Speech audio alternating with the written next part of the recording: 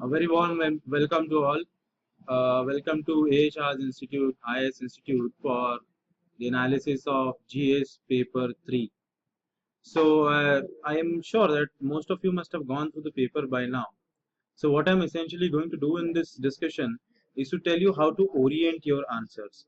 So this discussion is not going to be about what content do you have to inject in your answers, but it is going to be about how well you write your answers, how to formulate your answers, and question ki demand kya hai. According to the question's demand and not just the operative word, we'll be discussing उनको answers कैसे उनके साथ align करके लिखने हैं ताकि आपको maximum marks मिले.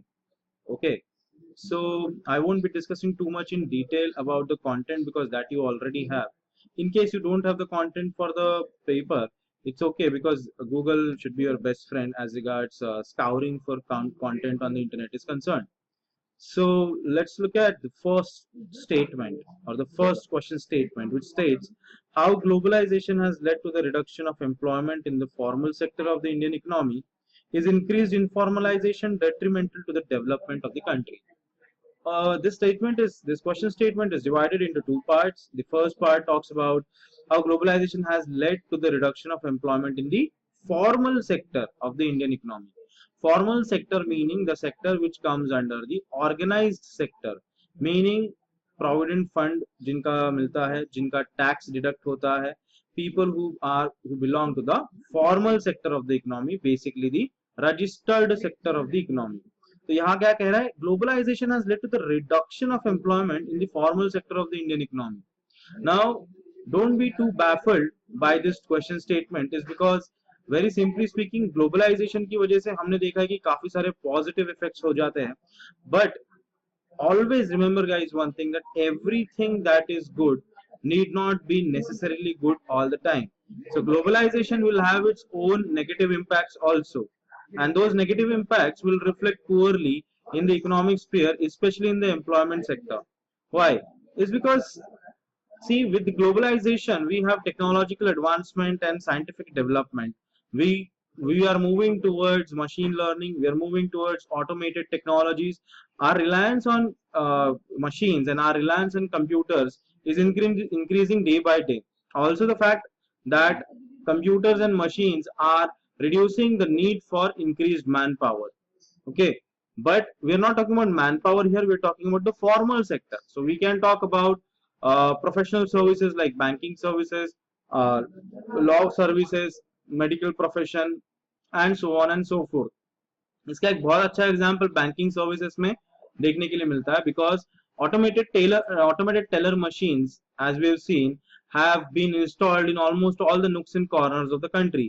हम जहां देखेंगे, जहां नजर दौड़ाएगी, एक ना एक एटीएम तो रहने ही वाला है. हिस्टोरिकली स्पीकिंग तो एटीएम्स नहीं थे, तो who was performing the duty? It was the cashier of the bank was performing that duty. Now with the fact that we are moving towards a cashless economy on the back of a global telecom revolution, and also the fact that automated teller machines have been installed, the utility and the demand of these tellers or these cashiers in the banks is going to go down. Okay, so obviously what we see here is that some jobs will be lost. People who were in the rat race to join the banking services would feel the heat now, right? And I'm just talking about one sector. Likewise, many sectors have experienced such problems, like in the oil and gas industry also, and in the other industries like steel and cement also. There is skilled manual labor which comes under the under the formal sector of the economy. But with the increasing mechanization and with increasing advancement and indigenization of technology, what we see that machines are taking over. So the machines are performing the roles and responsibilities of the people who were initially involved in the manual skilled labor. And therefore what we see is that more and more people are being now kicked out of the mainstream, and it's difficult for them to find viable jobs. So this is how you tackle the first part of the question statement. The second part of the question statement talks about increased informalization detrimental to the development of the country. क्या ज्यादा अगर आप इंफॉर्मलाइज करेंगे economy को तो detrimental है या नहीं है? पहली बात तो increased informalization could be detrimental in a way that आपका जो टैक्स बेस है या टैक्स बॉयंसी है वो उस हिसाब से उस रेट से नहीं बढ़ेगा जितना रेट से बढ़ना चाहिए. Why? Because what happens when there is informalization of the workforce? When there is informalization of the workforce is brought into the social security net of the government, and it also gets access to banking facilities, also gets access to insurance and saving facilities. So obviously, if there is an increasing informalization, what will happen is people will increasingly find themselves without the cushion of social security measures that the government has taken.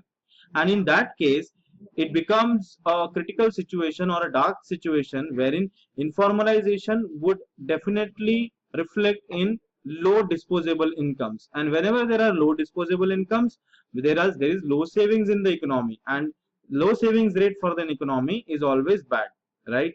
Also, the fact that people will not have insurance services, people will not get access to other services like accident cover and life cover. So in all, we can say that since disposable incomes are also coming down, the domestic demand will also come down, right? And therefore, since there is no economic mobility, or since there is limited economic mobility as regards moving from middle class to upper middle class and upper middle class to rich class, what will happen is tax buoyancy will be affected. Less and less people will start paying taxes because their incomes would not increase in proportion with the time changing times, right? Also, tax base already India में बहुत कम है, ठीक है? So only 4% of the people in India pay taxes. Now it's the dire need of the situation that we increase this tax base. But how would we increase this tax base if there is informalization of the economy, right? So what I would be saying is that इस question को tackle करना है तो there are two aspects to this question. आपने दोनों aspects को consider करते हुए आंसर लिखना है, और जब आप आंसर लिख देंगे उसके बाद में you have to, because you'll be writing at home obviously, you please look at how you've aligned your answers, because both the question statements are a little different from each other, although there is a correlation. Okay, so be careful when you attempt this answer. Also, I would suggest that economic survey आपने पढ़ा होगा. Yeah, for next year's UPSC mains, I suggest that you read your economic survey whenever it is released, because it will give you enough arms and ammunition to be thrown at the examiner during your exam. Because facts and figures play an important role as regards getting good marks in the examination is concerned as regards general studies paper 3. Okay. The second question talks about women empowerment in India. Women empowerment in India needs gender budgeting. What are the requirements and status of gender budgeting in India in the Indian context? See, women empowerment ke upar you'll have essays, you'll have questions in paper 1, 2, 3 and 4 as well, right? So it is needless for me to say that women empowerment becomes one of the most important topics for your preparation. अब वो किस format में आपको question पूछा गया है, क्या wordings use किए गए हैं क्वेश्चन फॉर्म करते वक्त, that is to be seen, and therefore there are some specific demands of specific questions. But women empowerment as a generic topic has to be studied in detail. ये बात तो तय है, it's very clear, right? So women empowerment in India needs gender budgeting. अब gender budgeting होता क्या है, इस आंसर में आपको वो पता होना चाहिए. Unless you know what is gender budgeting, you wouldn't be in a position to answer a question like this. So gender budgeting, guys, first and foremost, it's not a separate budget for women, or it's not even a separate budget for any section or any gender of the society. Gender budgeting is just the evaluation of how your budgetary allocations and budgetary policies are oriented from the women's development perspective. And also, it is also, when you define gender budgeting, also talk about how there are special needs of genders like men's special needs and women's special needs, and how budgets are conceived in a manner to ensure parity. Okay, so if you just involve this in your answer, it reflects on your grip, the good grip that you have on the topic. So first of all, start this answer by defining what is gender budgeting, and then what are the then talk about women empowerment in India. See, in India, women are kept out of the mainstream. 48% of the demography of Indian population consists of women. So it's almost about half of the population and its welfare. Obviously, in that context, gender budgeting becomes very, very important. So you talk about gender budgeting, you talk about responsiveness of policies towards women's needs, you talk about mainstreaming of women, you also talk about how women should get enough health benefits, education benefits, water and sanitation facilities be made available to them, and how the government's policies are inclined in that direction. Also, you should also talk about how women's rights are being encroached upon on a daily basis, and what checks and balances, safeguards and measures that are available in the administrative structure and the legislative structure of the country to insulate women from the drawbacks of the society or the ills that are prevailing in the society today. So इस तरह से आपका first part of the answer होना चाहिए. When I talk about the next part, what are the requirements and status of gender budgeting in Indian context? Requirement तो पहली बात यह है कि identification of policies which are specifically meant for women and policies which include women as a subgroup of that. ठीक है.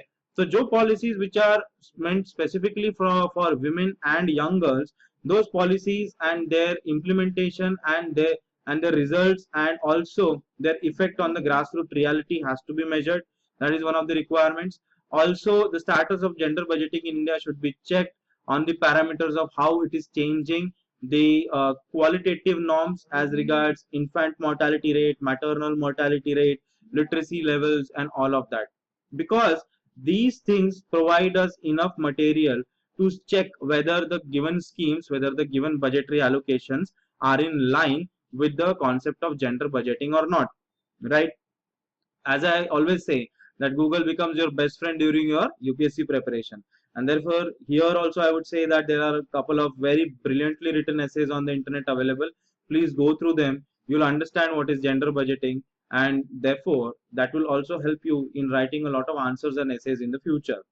So moving along, we talk about Pradhan Mantri Jan Dhan Yojana and how it is necessary for bringing unbanked to the institutional finance fold.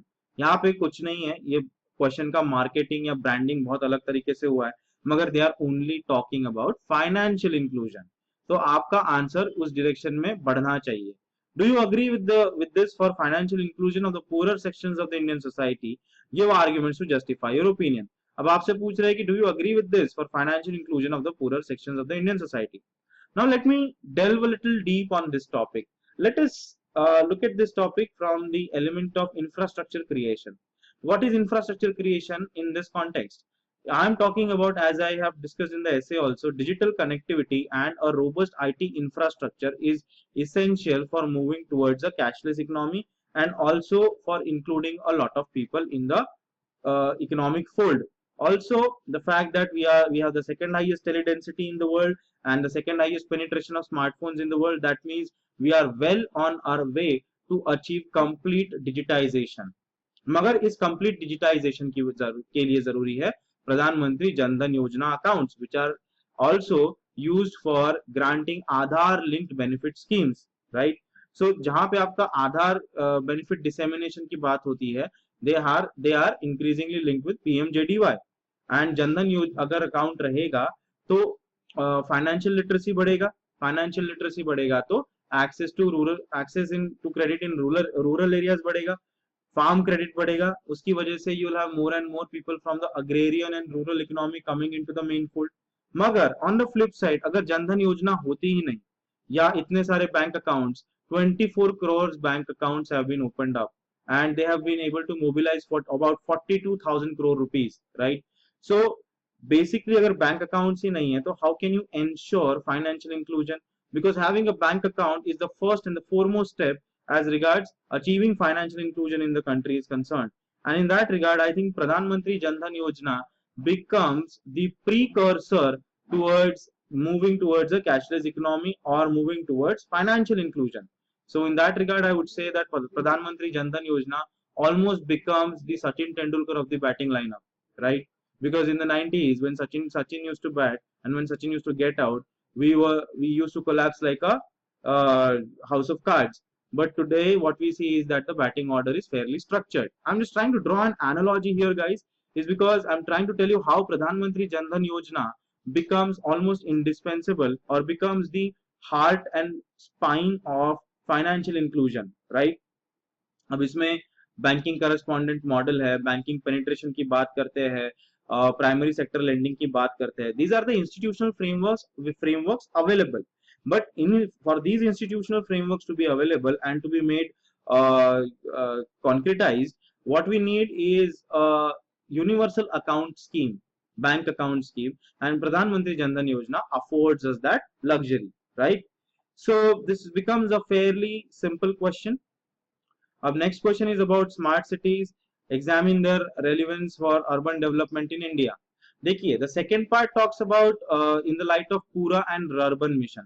So they are talking about the rural-urban linkage, and the provisions of Urban Mission and provisions of Pura are indicative of the fact that how we are trying to achieve universal growth. अभी तक किस type का growth देखा है हमने? Pocketed growth देखा है, only in the urban pockets of the country. But these urban pockets of the country are surrounded by the rural heartland of this country, and there is a stark difference between the growth levels and the development levels in the urban pockets of the country as in comparison with the rural pockets. So जो divide है between the rich and the poor, ये बढ़ते जा रहा है. The rural urban divide भी बढ़ते जा रहा है.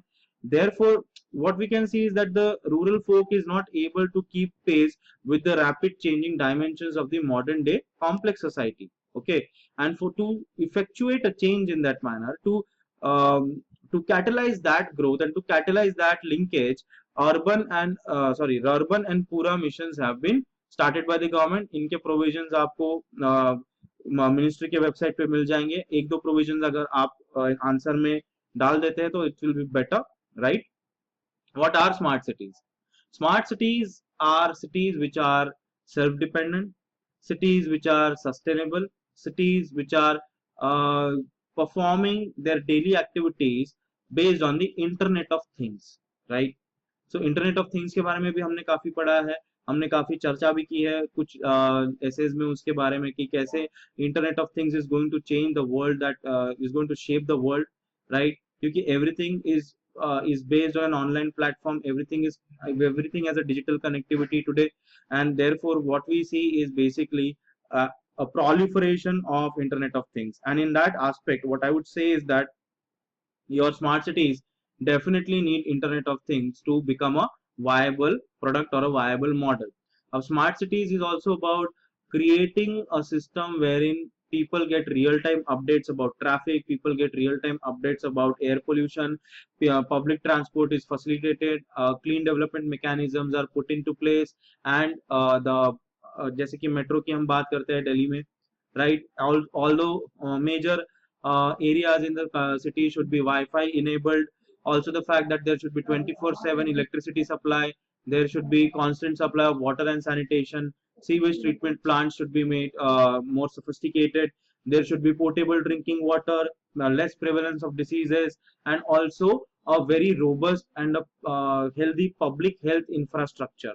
So these are smart cities. Smart, why? Because every city has its own unusual or peculiar problems, or peculiar problems owing to the peculiar topography. Some are hilly areas, some are flatlands, some are coastal areas, some are drylands, some are coastal cities, some of them are continental cities. So geographically speaking also, everything changes. The food changes, the dialect changes, the prevalence of electricity changes, the subsidy structure changes, every demand changes, the appetite of people in every area also changes.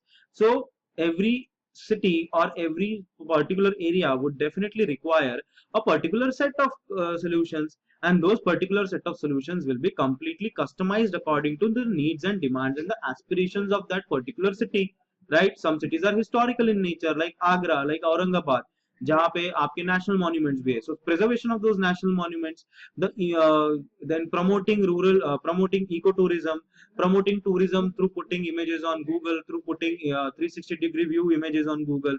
So that is also one aspect of that. So इस तरह से एक complete overhaul of the urban infrastructure is to be made, and therefore we are envisioning the transformance of about 100 cities under the 9 pillars of the smart city platform in the India. वो 9 pillars कौन से हैं आपको ministry की website पे मिल जाएंगे. So this is how you should orient your answers. My objective or my effort here is to make sure that your understanding about the questions becomes crystal clear. Once your understanding of the question becomes crystal clear, injecting content and data and fact into your answers become almost a formality. Okay. Now, question number 5. Justify the need for FDI in the development of the Indian economy. Why there is gap between MOU signed and actual FDIs. Suggest remedial steps to be taken for increasing actual FDIs in India. Now guys, FDI has been dominating the current affairs space for a very long time. You can talk about FDI in single brand retail, FDI in multi-brand retail, FDI in insurance, FDI in aviation sector, FDI in banking, FDI in airports, railways, everything, right? So what we see is that yes, Indian economy definitely needs FDI. Why? Is because we need more sophisticated technology, we need more sophisticated and responsive infrastructure. At the same time, we need to complement our Make in India policy with FDI, right? अभी आपको if you get investments in dollars, obviously then only you will be able to go for Make in India, the flagship program of the country, right? क्योंकि हम manufacturing को next big power house बनाना चाहते हैं as regards its contribution to Indian GDP is concern, right? So I would say that FDI becomes important. Now FDI का importance क्या है पहले तो ये जानिए. बहुत संक्षेप में अगर आपको मुझे बताना है तो एफडीआई का इंपॉर्टेंस ये है कि once FDI comes into the country, it brings in it with better managerial practices, it improves the logistical chains, it improves the cold storage facilities, it improves the way the quality products are manufactured, and it also improves people's orientation and their work ethic also. Because when multinationals invest in India, they are obviously going to secure their investments with better quality products, right? Because they want to be competitive in the market and they want to have a bigger size of the pie in the domestic economy, right? So क्या होगा, overall quality in the economy will also come up. Why? Is because even the domestic vendors and even the domestic enterprises will go for better quality products. और हमने देखा है कि India में logistics एक बहुत बड़ा मेजर प्रॉब्लम है. If we have single brand and multi brand retail in India, and if we associate FDI with that, we'll have better cold storage systems and better logistical facilities. Real time data dissemination will be there. Radio frequency identification tags की हम बात करते हैं, RFIDs. ये radio frequency identification tags की वजह से जो products का movement हो रहा है उसको भी ये किया जा सकता है, monitor किया जा सकता है. So these are some of the things that you can mention in your answer. ठीक है. Apart from that, इतने MOU साइन होने के बावजूद FDI आया क्यों नहीं? Isn't it interesting and isn't it a little ironical that आपने सिर्फ FDI पैक्ट साइन करके रखे हैं, बट मेमोरेंडम ऑफ अंडरस्टैंडिंग होने के बावजूद पैसे नहीं आ रहे? तो उस पॉलिसी का मतलब क्या है, उस MOU का मतलब क्या है, अगर if you cannot magnetize the dollar investment into the country, right? So why has it happened? is because जब भी कोई इंटरनेशनल प्लेयर मार्केट में स्टेप करता है तो it checks, the management checks the kind of labor reforms that are prevalent in the country, whether your intellectual property rights are in sync with WTO standards and TRIPS agreement, whether you have concluded your land reforms, whether patenting is protected, and also the fact that what is the overall productivity of the labor force, and also the availability of cheap labor. तो हमने obviously इन सारे कई सारे parameters पे India fails on the global norms and the standards. Why? Is because हमारे यहाँ labour reforms और halting and patching, हमारे यहाँ जो लैंड रिफॉर्म्स की हम बात करते हैं और रीसेटलमेंट और रिहैबिलिटेशन की बात करते हैं, तो वहां पे काफी सारे एनोमलीज पैदा हो रही है, वहां पे काफी सारे प्रॉब्लम्स और हिंड्रेंसेस देखने में आ रहे हैं. तो हो क्या रहा है कि बेसिकली पॉलिसी तो है, MOU तो है, मगर ग्राउंड रियलिटी ये है कि जब बिजनेस सेट करने जा रहे हो तो वहां पे you have to grapple with the local people about their resettlement and rehabilitation, which is a huge cost on the enterprise. Therefore, we need to first of all overhaul our social, political and economical structure and bring it in consonance with the global norms. Okay, only then we can hope to have enough FDI coming into the country. ऐसा नहीं कि आज FDI है ही नहीं country में, FDI है, but FDI इतना नहीं है जितना होना चाहिए था, इतना इनफ्लो नहीं है उस कैश का या उस डॉलर एक्सचेंज का जितना होना चाहिए था. तो उसको बढ़ाने के लिए आपने मेक इन इंडिया तो लेकर आ गए आप, क्योंकि आपको इंडिजिनाइजेशन ऑफ टेक्नोलॉजी भी करना है, but at the same time आपको labor reforms, land reforms, IPR, patenting and credit access, credit facilities, grants, इन सब चीजों को favorable बनाना है for private enterprises, right? Also, we see that the prevalence of corruption, crony capitalism, and nepotism also plays a huge role in discouraging the foreign investor to come into India, right? Therefore, these are some of the things. और इन सब चीजों को आप point में mention कीजिए. You don't have to actually write a thesis on all of this. Just mention it in points and that will be enough. देखिए, examination में examiner को या पेपर चेकर को ये समझना चाहिए कि you have a good grip on the topic, that you understand the topic. The examiner doesn't necessarily want you to be an editor in the paper, क्योंकि 200 वर्ड्स में वैसे भी कोई एडिटोरियल इतने कम टाइम स्पैन में नहीं लिखा जा सकता. So don't unnecessarily burden yourself with writing better quality answers and creative answers. Rather than you should need to focus on facts. You should need on enlisting points and enumerating these points. और जहां पे भी आपको opinion based सवाल पूछा है या critically examine बोला है तो थोड़ा बहुत आपको एग्जामिनेशन या इन्वेस्टिगेशन उन चीजों का करना पड़ेगा. But in a question like this, it is enough that you go on a point wise format. It's perfectly all right. So moving along, let's look at question number 6, which talks on comment on the challenges for inclusive growth, which include careless and useless manpower in Indian context. Suggest measures to be taken for facing these challenges. So this question is basically about talking the prevalence of frictional and structural unemployment in the Indian economy. Because inclusive growth, when you talk about it, you talk about extending employment opportunities to almost all the sections of the society in a manner that they become productive, in a manner that they contribute to the national GDP. Okay, so there are two very important words here actually: careless and useless manpower. So what is careless and useless manpower? Careless and useless manpower would definitely be about unmonitored manpower, unregulated manpower, wherein the efforts are not put into the right direction, wherein efforts are put into areas where assets are not being created. So that is what it essentially talks about कि careless और useless manpower होता क्या है. क्योंकि skill mismatch है. Skill mismatch होने की वजह से हो ये रहा है कि the contribution to that particular activity is pretty low. Also skill upgradation नहीं हो रहा है. At the same time, so frictional unemployment है और structural unemployment है. So this is a fairly straightforward question once again, as you can see, continuing with the trend of GS paper 3. So if you have read your NCERTs properly, if you read about unemployment problem from economic survey also, you can answer this question. Okay. So the next question becomes very important because question number 6 was fairly general in nature, but question number 7 is very, very specific. It talks about water use efficiency. Okay.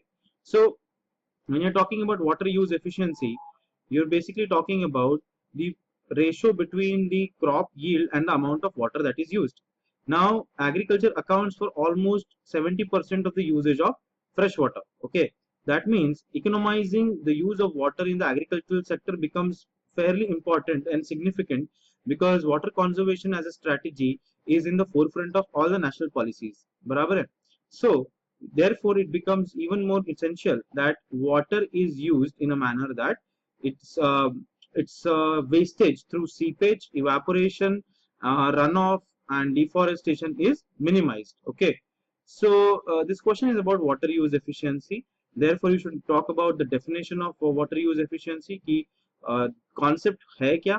इसके अलावा you have to also talk about कि agriculture का कितना component है. Also talk about the role of micro irrigation in increasing the water use efficiency. Now that you've established कि water use efficiency होता क्या है, at the same time you have to use irrigation, micro irrigation as a strategy to extrapolate your thoughts on water use efficiency. So micro irrigation is basically used in drought prone areas and arid areas to improve the crop yield, right? We have seen in the Marathwada region, which is the rain shadow region of Maharashtra, that it experienced severe drought conditions which led to famine in 2016 summer, right? In such areas, it is essential that methodologies like drip irrigation and micro irrigation are used so as to improve the water use efficiency. तो इसी तरह आपको सारी rain water harvesting techniques and land management and all of that. These things you have to mention in your answer and link them with the basic definition of water use efficiency. Since this was a very specific question, anybody who didn't know the correct definition of water use efficiency would have made a fool of himself. So I would suggest that if such specific terms appear in the newspaper for the next 1 year, you make a definition of that and you write it down. Okay. And since the thrust is so much on agricultural aspects and the agricultural sector in the economy section of your GS paper 3, I think your newspaper reading becomes crucial. You could refer down to earth, you could refer Hindu, you could refer a lot of other sources also, but at least refer one source so that you don't lag behind as far as understanding of these specific terms is concerned. Okay. Now moving along, what is allelopathy? And discuss its role in major cropping systems of irrigated agriculture. Now again we're talking about irrigation. Again we're talking about economizing the use of water. Again we're talking about how the subsidy structure is used for cultivating cash crops which are water intensive and therefore have a high water footprint. बराबर है? तो हमको यहाँ पे ये देखना है कि allelopathy क्या है. So question number 8, allelopathy. Allelopathy is a system wherein one plant will inhibit the growth of the other plant in a good way or in a bad way, right? तो यहाँ पे अगर हम देखा जाए तो ये जय वीरू की भी जोड़ी हो सकती है, जहाँ पे Jai is helping Veeru to grow, inhibiting Veeru's growth, या ये इंडिया ऑस्ट्रेलिया सिचुएशन भी हो सकता है जहाँ पे one team is trying to cut another or beat another. Now this analogy will help you understand what is allelopathy, because so many plants have some roots, have some they also, when they shed leaves, they give out some toxins after decomposition, which actually affects the growth of the other plants in a good way or in a bad way. So ये है allelopathy. Now discuss its role in major cropping systems of irrigated agriculture. Obviously, if it has a role to be played in irrigated agriculture, we have to talk about the positive effects, like how one plant and its cropping will affect the other cropping in a good way. So I suggest that you Google this topic. I suggest that you read news on this. One article or one reading would be enough for you to write an answer to a question like this. A lot of you must have been foxed at the mention of this term, because this term at the outset might sound as something alien to you. Okay, but this is not Arabic as it sounds. Okay, it's a very simple phenomena. You just have to go through the definition. अगर आपने environment भी अगर ठीक से किया होगा आपके prelims के section में, तो I am sure कि you would have come to terms with this definition. So if you get the definition right, the second part of the answer becomes a pretty much a natural progression to what you have already written. ठीक है? So moving along, अभी आगे जो questions पूछे गए हैं Indian economy में, I think they are very straight forward and they can be answered with a layman's understanding of economy as a concept also. Why am I saying this? Is because the next question will amply demonstrate that how a general understanding of questions or how a general understanding of topics will help you garner more marks. Okay, so they are asking you to discuss the role of land reforms in agricultural development. ये सबने पढ़ा कि agricultural development में land reforms का क्या role रहा है. आप भूदान मूवमेंट से शुरू कर सकते हैं. Then you can talk about land banks also. You can see what Acharya Vinoba Bhave and his efforts were in this area. You can also talk about the failure of that. You can talk about the marginal land holdings, which are majorly responsible for low crop yield, right? Because जो land के पट्टे हैं, they are less than 10 acres in size. ऐसी situation में obviously agricultural productivity will be very low, and therefore land reforms in agricultural development are very essential, because there are some farmers who have huge tracts of land which are called as the rich farmers, and then there are some farmers which have less land, and it's so less in size, it's so small in size that basically वहाँ पे सिर्फ subsistence agriculture होता है, right? वहाँ पे you can't expect to have surplus, and therefore their produce can't be marketed in the APMCs, agricultural produce and manufacturing marketing committees, right? तो ये average land holdings को हमें बढ़ाना है, और एवरेज लैंड होल्डिंग्स को बढ़ाने के लिए लैंड रिफॉर्म्स ने बहुत इंपॉर्टेंट रोल प्ले किया था. ओके, पहली बात तो identify the factors that were responsible for the success of land reforms in India. थोड़ा historicity में अगर हम जाएंगे तो you need to understand that land reforms were effectuated and initiated in two states, which is West Bengal and Kerala. So you can talk about political will, you can talk about the progressive vision of the political leadership. That's one of the important factors. You should also talk about how irrigation and canal colonies or canal network is instrumental in realizing the true potential of land reforms. So these are the very general points, these are very basic points which if you introduce in your answers, make your answers pretty much on the track, make your answers pretty much readable and will fetch you a lot of marks. So I suggest that don't get bogged down or don't get insecure because you don't have a specific understanding of an issue, especially in topics like economy and agriculture, where your general understanding will definitely come to your rescue once you put your thought and mind to it. So application of the knowledge that you already have is checked in questions like these, in questions like question number 7, question number 8 and question number 9. Now question number 10 is again from the syllabus of agriculture. It talks about given the vulnerability of Indian agriculture to the vagaries of nature, discuss the need for crop insurance and bring out the salient features of Pradhan Mantri Fasal Bima Yojana. Right. Now, agricultural insurance and crop insurance was in the news.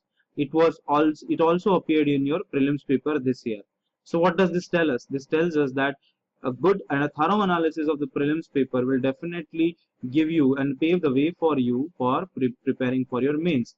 Pradhan Mantri Fasal Bima Yojana as an instrument of agriculture insurance has been conceived very thoughtfully, wherein some crop insurance for Rabi crop and Kharif crop and even Zaid crop is designed to so that farmers don't have to undergo unnecessary financial hardship.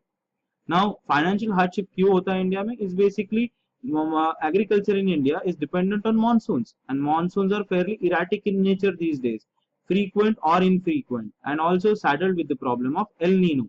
So in El Nino years, you have a drought-like situation, and you have moderate monsoons, or you have less than moderate also sometimes. So in that case, when the farmer is already dependent so heavily on the onset of southwest monsoon, one has to take into consideration that the government intervention in such situations is very important. So the farmer needs to have the cushion and the backing of the government.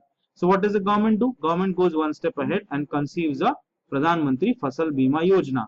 इस योजना के तहत जैसे मैंने कहा कि आपको crop insurance guarantee किया जाता है, उसके कुछ प्रोविजंस है कि 50% गारंटी किया जा रहा है, किन टर्म्स में गारंटी किया जा रहा है, वो प्रोविजंस मिनिस्ट्री के वेबसाइट और गूगल के किसी भी वेबसाइट में आपको मिल जाएगा. बट देखिए अगेन सेलिएंट फीचर्स ऑफ प्रधानमंत्री फसल बीमा योजना. सो खरीफ के लिए कितना है, रबी के लिए कितना है, कवर कितना दिया जा रहा है, फार्मर के टर्म्स एंड कंडीशंस क्या क्या है, कौन से क्रॉप्स कवर हो रहे हैं, ये सारे सेलिएंट फीचर्स आपको लिखना है. About 6 to salient features is enough. And discuss the need for crop insurance में आपको इराटिक मॉनसून ऑफ इंडिया इसके ऊपर फोकस रखना है. Once you do that your answer becomes complete. Now the next question is about the national program on light emitting diodes. It's about improving the energy efficiency. You can also talk about the Bureau of Energy Efficiency, BEEE, right? So current status क्या है, targets to be achieved क्या है, ठीक है, इसके बारे में आपको बात करनी है. You have a lot of PDFs available for you. तो उसमें आपको जो various states है उन्होंने क्या क्या measures लिए गए हैं, कितने how many lakhs of LEDs have been supplied, और प्राइस डिफरेंस के बारे में बात कीजिए. सिर्फ एनर्जी डिफरेंस के बारे में बात नहीं करना है, प्राइस डिफरेंस के बारे में भी बात कीजिए, longevity of those LED bulbs के बारे में भी बात कीजिए. सो BEEE, that is bureau of energy efficiency, price difference and longevity, इसके बारे में आपको बात करनी है प्रधानमंत्री के जो national programme on light emitting diodes है उसके ऊपर, ठीक है. Energy efficiency is a constant theme in this year's GS paper. Why? Is because India has probably just submitted intended nationally determined contributions, and since we are trying to move towards a more environment friendly world, it is essential that even our future IAS officers and IFS officers or even IPS and IRS officers are in the know of what is environment friendly technology and what kind of government initiatives are required, because unless you know that, it will be very difficult for a bureaucrat to put these things in motion, right? So this question again is from a topic which was heavily in news. which dominated our news section for a very long time. ठीक है, इसमें जो state governments है उनके roles के बारे में बात कीजिए, एमपी गवर्नमेंट के रोल के बारे में बात कीजिए, because it is at the forefront of distribution of LEDs. Also you can talk about the Odisha government, because that again it is being commended for its efforts in the same area. So अगर आपने कुछ specific examples के बारे में इस question में बात करी है, apart from mentioning the salient features of the program, what will happen is you'll get probably 1 or 2 marks extra, and 1 or 2 marks extra will give you that edge in terms of the total score that you have, right? Now question number 12 and 13, I would not want to discuss too much in detail, is because first of all question number 12 could be an essay in itself, because again it's a very generic statement. What is India's achievement in the field of space science and technology? अब पहली बात तो आप इसमें deep space explorations के बारे में लिख सकते हैं, मार्स एक्सप्लोरेशन के बारे में लिख सकते हैं, रोवर्स के बारे में लिख सकते हैं, चांद्रयान 1 एंड चांद्रयान 2 के बारे में लिख सकते हैं, right? So mission on Mars, which was launched by ISRO a while back, paved the way for prudent use of the resources that one has, and also economized deep space exploration, right? So interplanetary space explorations have become a kind of a harbinger, or a kind of a competitive measure between countries like India, China, France, and Japan, and even United States of America. Usme it's notable to mention that ISRO has come up with a mission on Mars which is most cost competitive. So इससे क्या होगा कि globally speaking also ISRO becomes marketable. So ISRO can market its technology in a better way, and also can become the supplier or the explorer, a proxy explorer for other countries. So marketability of ISRO also improves, right? So in this regard you should talk about how India's achievement in the field of space science has helped in its socio-economic development, क्योंकि socio-economic development के लिए funds की जरूरत होती है, और अगर ISRO becomes a marketable entity in the world, you get a lot of funds, you get a lot of foreign exchange, and accordingly budgetary allocations or higher budgetary allowances can be made in the next budget, right? अब socio-economic development की हम बात करें तो first of all तो agriculture है, right? Second of all, a mapping of tourist destinations, and then also third is mapping you have a national aquifer mapping program जहाँ पे ground water का depth level, ground water का extraction और ground water का existence देखा जाता है. So इन सारी चीजों में your science and technology is involved in a big way, and that too from the space, right? So it is this space oriented, space bound technology which is going to bring in or usher in an era of change, right? So ये सारी चीजें आप लिख सकते हैं. Socio economic development, इन चीजों पे ध्यान रखिएगा. Don't talk about surgical strikes and all, just talk about agriculture, talk about tourist destinations, talk about national aquifer mapping program, talk about monitoring the flow of rivers, because that will help us in understanding कि flooding कहाँ होने वाला है, कहाँ नहीं होने वाला है. Talk about inundation, talk about increasing the forest cover, जहाँ पे हम ग्लोबल सैटेलाइट सिस्टम्स यूज करेंगे टू चेक कि फैलो लैंड्स कहाँ पे है, क्राउन डेंसिटी कैसा है फॉरेस्टेड एरियाज में, एंड ऑल ऑफ दैट. सो ये एग्रो फॉरेस्ट्री में भी हेल्प कर सकता है, सॉइल मैनेजमेंट में भी हेल्प कर सकता है, अर्बन मैनेजमेंट में भी हेल्प कर सकता है, फ्लैश फ्लड मैनेजमेंट में भी हेल्प कर सकता है, right? So it has a lot of incentives. Therefore this question becomes again how well you articulate with the kind of general understanding that you have. आपने एक साल तो पेपर न्यूज़पेपर पढ़ा हुआ है. After that, it is only about the synthesis of thought. It's only about how you correlate things that you have already read and how you put them on paper. So moving along, nanotechnology is one of the key technologies of the 21st century.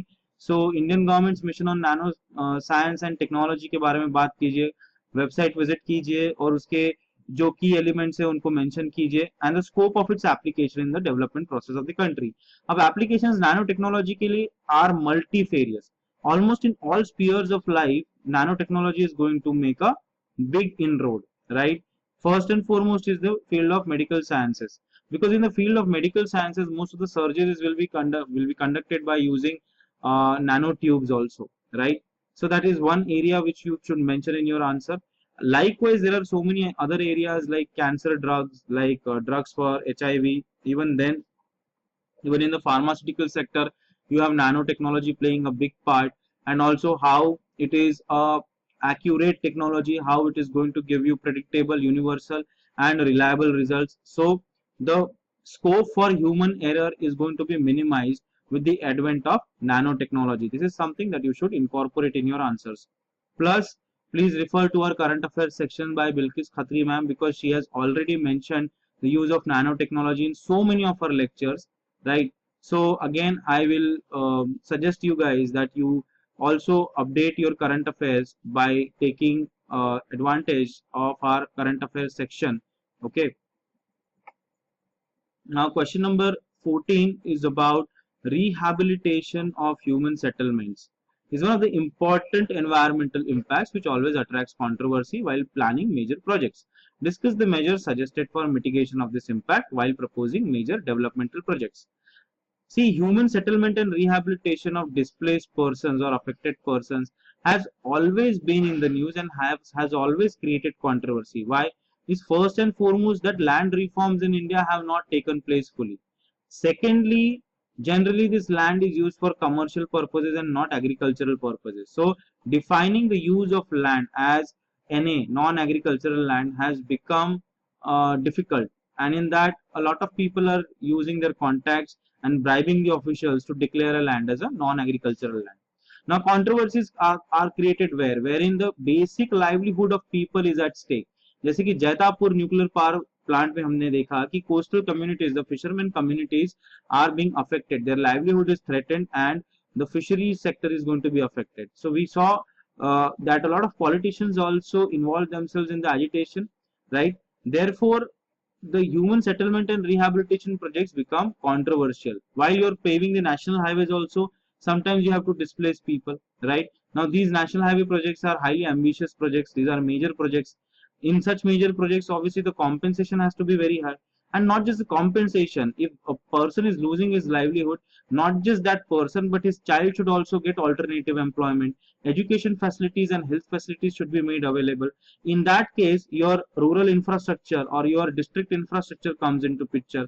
Therefore, see, in a concept like smart city would definitely go a long way in ensuring proper resettlement and rehabilitation of people from their original inhabiting areas, right? So इसमें भी अगर आप smart city का concept लिखते हैं या urban का concept के बारे में बात करते हैं, तो it would definitely add a touch of what you can say, add a touch of relevance to your answer. Okay, so इस हिसाब से you talk about it. देखिए, everybody is going to write about the environmental impacts, everybody is going to write about the controversy, but be a little creative if you can be in your answers by creating a synthesis of thought, by creating a linkage, right? Your question paper itself will help you, like the way I told you about smart cities, right?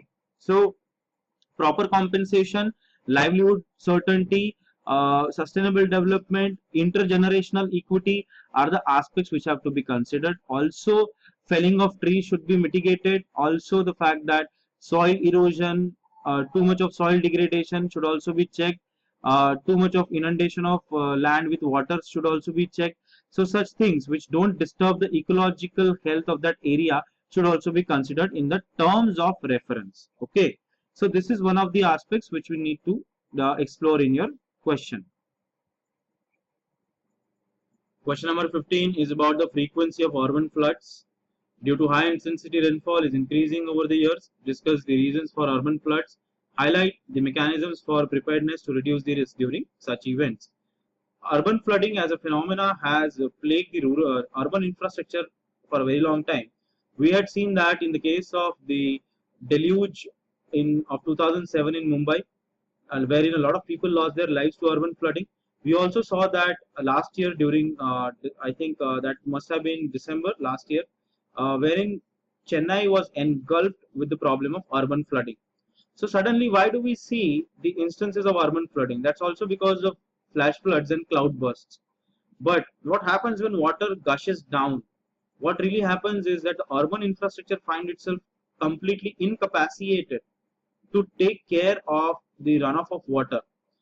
There is roads are generally paved with cements, so there is a runoff of water, At the same time, the sewage treatment plants or the drainage system, essentially the drainage system in the cities is such that it is reminiscent of the old archaic medieval era. So the sometimes the drainages are clogged, sometimes there are no open drainages, sometimes the uh, flood taking capacity of the drainages is not too high. So what happens is, due to lack of maintenance and due to lack of retrofitting and reinvestment in the drainage system of the urban areas, we see that when a lot of water comes down, it gets clogged up, especially low-lying areas in the city. So planning of the city should be done. Urban planning should be done in a manner wherein low-lying areas have better developed drainage facilities and also are insulated from the effects of runoff of water, right? Also, urbanization has made sure that there is too much of cementization, right? If I can say it that way, because you're paving the roads with cement, so seeping of water becomes a problem. When the water don't doesn't seep, it just doesn't lead into wastage of water, but at the same time, it inundates the areas of the city, right? So mechanisms for preparedness to reduce the risk during such events. Okay, now, what are the mechanisms? The mechanisms are very simple. Yeah, that you have to improve your drainage system, that you have to have grazing lands, that more and more trees should be planted, afforestation should be used as a mitigation strategy. So, such are the basic concepts which can be used. Also, every city should have a uh, should have a, what you can say, a provision for many big buildings to store the rainwater. Already it's a provision in many big cities, but civic administration should take enough care to promote rainwater harvesting, to promote the management of water which comes down in the form of rains. This will also not just help in flooding, but also help during the time of drought, during the time of water scarcity, right? So again, a general understanding level wala question, and it has found a lot of mention in GS paper 1 also. Therefore, I would say that keep a track, be observant about what kind of news is filtering out, and that news itself will give you enough fodder for the kind of questions that would uh, appear in UPSC 2017, right? I really don't want to discuss too much about National Disaster Management Authority. Disaster management is a part of your topic, so you must have read about the rules, provisions, and the regulations of NDMA. How is the statutory authority, and what kind of battalions it has, what kind of personnel it recruits, and where is it located, and what is the response time. Not just the response time, but how are these units divided. Also the fact that their mandate has to be explicitly mentioned. So disaster management के ऊपर जो इस बार question आया है वो बहुत ही straight forward question आया है. ठीक है, अगेन क्लाउड बर्स्ट की बात चल रही है इन प्लेसेस ऑफ उत्तराखंड. तो अब यहाँ पे जो है आपका अंडरस्टैंडिंग मैटर करता है कि उत्तराखंड के क्लाउड बर्स्ट में हुआ क्या था. देखिए क्लाउड बर्स्ट तो हुआ, but at the same time flooding क्यों हुआ is because of religious tourism which is rampant in that area. And because since religious tourism is rampant in that area, you have a lot of construction activity on hill slopes. Now when there is a lot of construction activity on hill slopes, what happens is the topsoil becomes loose. When the topsoil becomes loose and when the water comes down, it actually the soil is saturated with water and rolls down. So there is a high incidence of landslides, right? And not just that, as I said, religious tourism also plays a big part, wherein unauthorized construction and rampant construction of resorts and hotels takes place on valley slopes. Also, the overgrazing is another problem which leads to the topsoil becoming loose. So afforestation again becomes a strategy because you have to tackle deforestation. So since यहाँ पे बहुत specific तरीके से आपको उत्तराखंड के बारे में पूछा गया है, you should talk about what really happened on 16th of June 2014, right? Uttarakhand cloudburst was in the news. Also mention, if you have time and if you have the word limit left, that cloudburst, also the running down of water also owed its origin to the melting of glaciers, right? Because when the rainwater was coming down, it was coming down with a tremendous force and hitting the glaciers, and therefore that lake burst open, and also the glacier waters, because of exchange of heat, were melting, and that resulted in a lot of flooding. Plus, because of too much of urbanization in these areas, a lot of sedimentation occurs. A lot of sediment is deposited on the river bed. and because of that the water carrying capacity of the river goes down. So इस तरीके से अगर आपने specifically mention किया Uttarakhand crisis के बारे में, तो your answer becomes complete. Now, the next question is very, very interesting because the terms hot pursuit and surgical strikes are often used in connection with armed action against terrorist attacks. Discuss the strategic impact of such actions. पहला तो strategic impact आप लिखिए water wars, क्योंकि जैसे ही surgical strike हुआ या जैसे ही there is a problem with Pakistan or even with China, what happens is since India is a upper riparian state, we actually use it as a diplomatic tool, the Indus Water Treaty, and China almost did the same to us by blocking the waters of Brahmaputra. So this is something that you should involve in your answers. Hot pursuit क्या होता है? Hot pursuit और surgical strike में कुछ difference है. Surgical strike, as the name suggests, is targeting the enemy within their own areas, going there and clinically conducting those raids. Clinically conducting those raids means there should be no collateral damage, there should be no man left behind, and there should be no trace of an attack. Therefore, it is called a surgical strike, जो हमने उरी में देखा. और hot pursuit ये होता है कि when your own land is attacked by terrorist और नक्सलाइट्स और non state actors, you chase them away, not just out of your geographical borders, but you chase them into their borders and then decimate that opponent. When did that happen? That happened in Myanmar, right? जहां पे Indian army ने Myanmar के अंदर जाके enemy target को vaporise किया था. So vaporization of enemy targets by crossing geographical limits is hot pursuit. And surgical strikes is also the same, but it's a proactive process. Hot pursuit is a reactive process, right? Where your own land is threatened by non-state actors and is taken in possession by them. You not only shoo them away, but you enter into their territories and vaporize them. Whereas surgical strike is a very systematically driven and a thoughtfully driven plan, जहाँ पे enemy is caught off the guard and blindsided, right? So that is a difference. उसको illustrate करने के लिए आप पाकिस्तान का example surgical strike के लिए दीजिए और म्यांमार का एग्जांपल हॉट परस्यूट के लिए दीजिए, ठीक है. सो स्ट्रैटेजिक इंपैक्ट में आप वाटर वॉर्स की बात कर सकते हैं. आप कह सकते हैं you can talk about the strained bilateral relations. You can also talk about the porosity of the borders. You can talk about infiltration of the territory. You can talk about the track to diplomacy or the dialogue process between the diplomats getting hurt, right? So these are the things you need to take into account while discussing this answer. So having discussed this, the role of non-state actors and all, the next three questions are basically about proxy wars and non-state actors and the roles that they essay during their terrorist activities. So question 18 is about terrorism as it is emerging as a competitive industry over the last decades. Analyze the above statement. Competitive industry is the functional and the operative word here. Terrorism के बारे में everybody knows, but what is a competitive industry? What we've seen with the ISIS example is that it had a parallel economy. It had started employing people. It had a structured form of economic engagement with people wherein doctors, nurses, and other professionals were not only hired by them under the point of a gun, but also the fact that they conducted some commercial engagement. Actually, it was a parallel economy and it had a corpus of about $3 billion, which is not even the sum that some sub-Saharan countries can assure.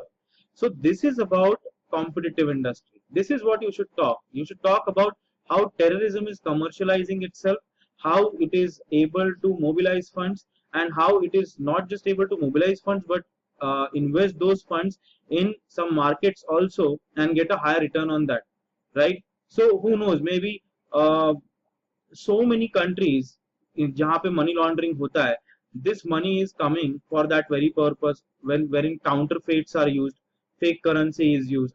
So basically what we see here is that the proliferation of terrorism is not only in the realm of ideology, but the proliferation of terrorism is aided and guided by a commercial engagement that we have generally seen. So this was a very tricky question, but if you have put enough stress and emphasis on competitive industry, you should have been able to answer this question. So therefore, we are going to look at critical aspects and very important words embedded in the question statement, which will help you answer these questions. The next question is about border management. Now, the border management has become a tricky issue, especially with Bangladesh, is because we want to fence our borders, but our borders are very porous. And since our borders are porous, it becomes difficult. Not just that, the land and the terrain is pretty much hostile and the topography is undulating. When the topography is undulating, what you increasingly see is that most of the infrastructural development as regards border roads organization and BSF, which is undertaken, is hampered by the dense forest and also the fact that we don't have much expertise in that area, right? So on the Bangladeshi front, you can give the Bangladeshi example. Also, you can give the example of Nepal, which has the Indian side has a very poor infrastructure, whereas the Nepali side has a very good infrastructure, as has been noted by many external security analysts. Now, also allocation of funds becomes a major issue, right? Allocation of funds and channeling of those funds, channelizing those funds into the right pockets and into the right hands is becoming a problem. But the question is about difficult terrain and hostile relations. So difficult terrain के बारे में तो हमने बात कर ली.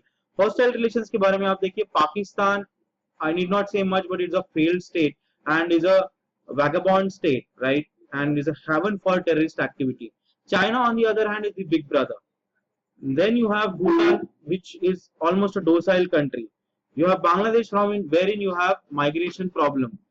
Nepal is known for human trafficking and other such related problems. So what happens is we are surrounded by either vandal neighbors, or we are surrounded by failed states, or we are surrounded by uh, states which have a very high amount of immigration, right? So these states are incapable of taking care of their own populace, and therefore people infiltrate into our lands. Therefore, these hostile relations or these relations which are not harmonious will also have a huge impact on India, right? So this is something that you should consider while writing answer, and that is what makes it more complex, because on the Myanmar side it is heavily forested. So you can mention these things also, right? So border management may needs a complete overhaul and restructuring, and border roads organization along with border security forces and the home ministry need to chalk out a clear cut program, need to chalk out a clear cut strategy to develop better border networks and develop better border fencing, right? Abhi, क्योंकि border fencing was in the news, therefore this question has been asked.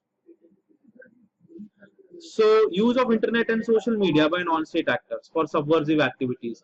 I have already discussed this, how ISIS has recruited people from all corners of the world, how internet is used for indoctrinating people, right? Because brainwashing people becomes the first step towards fomenting a war of jihad in the name of the war of holy God.